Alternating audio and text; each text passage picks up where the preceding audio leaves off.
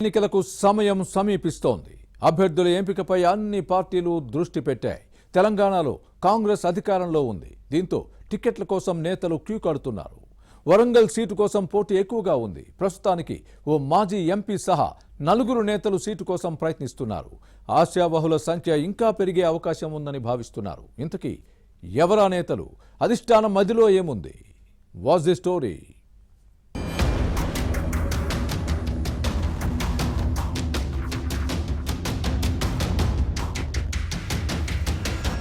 తెలంగాణ ఆవిర్భావం తర్వాత మొదటిసారి అధికారంలోకి వచ్చిన కాంగ్రెస్ ఇప్పుడు లోక్సభ ఎన్నికలపై దృష్టి పెట్టింది.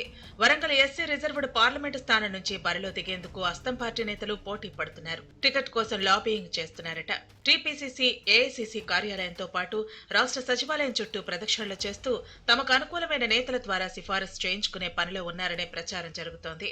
కాంగ్రెస్ సీనియర్ నేత మాజీ ఎంపీ సిరిసిల్ల రాజయ్య, నమేండ్ల శ్రీనివాస్, దొమ్మాటి సాంబయ్య ఇప్పటికే ఆశావహుల జాబితాలో ఉండగా ఇటీవల మరో కొత్త వ్యక్తి పేరు తెరపైకి వచ్చింది. పార్టీ నేత అద్దంకి దయాకర్ కు ఎమ్మెల్సీ అవకాశం రాకపోవడంతో వరంగల్ పార్లమెంటు స్థానం నుంచి పోటీ చేస్తారనే ప్రచారం జరుగుతోంది. ఇక్కడి నుంచి బరిలో దిగేందుకు ఆయన కూడా సుముఖంగా ఉన్నట్టు సమాచారం.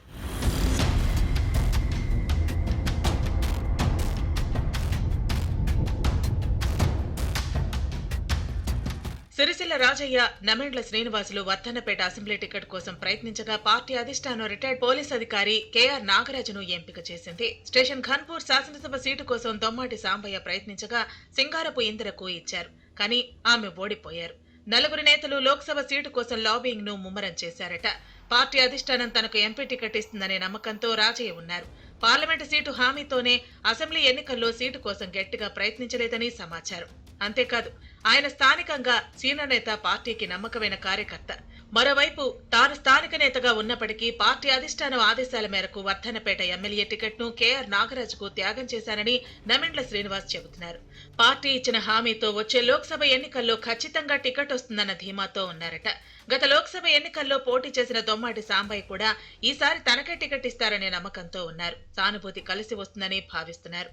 కాంగ్రెస్ అధికారంలో ఉండటంతో గెలుపును నమోదు చేసుకోవచ్చనే ఆలోచనలో ఉన్నారు.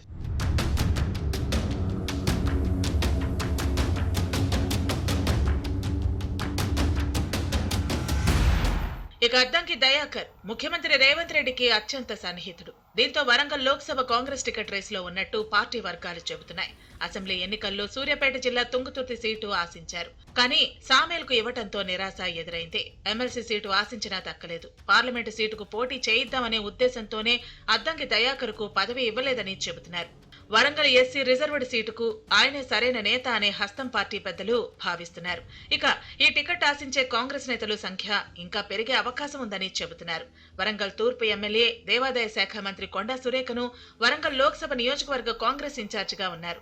వరంగల్ పార్లమెంటు నియోజకవర్గం పరిధిలోని 7 అసెంబ్లీ స్థానాల్లో 6 చోట్ల కాంగ్రెస్ ఎమ్మెల్యేలు ఉన్నారు. స్టేషన్ ఘన్పూర్ ను బీఆర్ఎస్ గెలుచుకుంది.